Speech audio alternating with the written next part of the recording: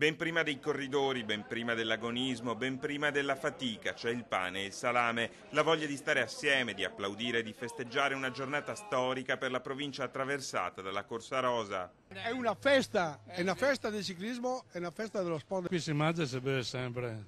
La nostra è un modo per trovarci, per incontrarci, per festeggiare questa manifestazione del Giro d'Italia. A tingersi di rosa le vetrine, le strade, i manifesti, gli abiti e anche gli umori.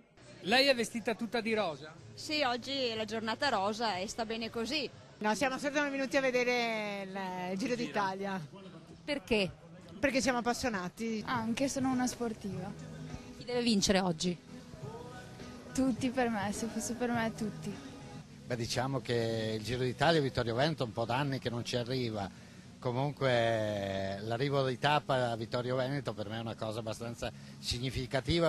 Una festa per 30.000, molti di loro trevigiani, ma anche un gran numero di turisti e visitatori, pronti ad applaudire le gesta eroiche dei loro beniamini. Noi seguiamo i mariti fedelmente, comunque c'è una passione per lo sport in generale e seguiamo un po' tutto, macchine, biciclette, moto. Australia, Cadel Evans. Italia me gusta mucho, es un país bueno, bonito. Una giornata in cui il pubblico si mescola con i volti noti dei ciclisti che hanno appeso le scarpette al chiodo.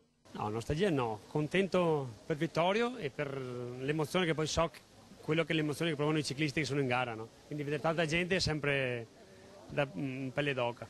Col freddo di ieri, forse il caldo di oggi ancora, ma il freddo di ieri no, assolutamente no. Già partito la tappa che vinse Pantani su Garibiecchia, più o meno le condizioni atmosferiche erano pressoché uguali, stessa tappa, stessa distanza, 3 grandi passi e tappe così è meglio affrontare una volta solo la vita.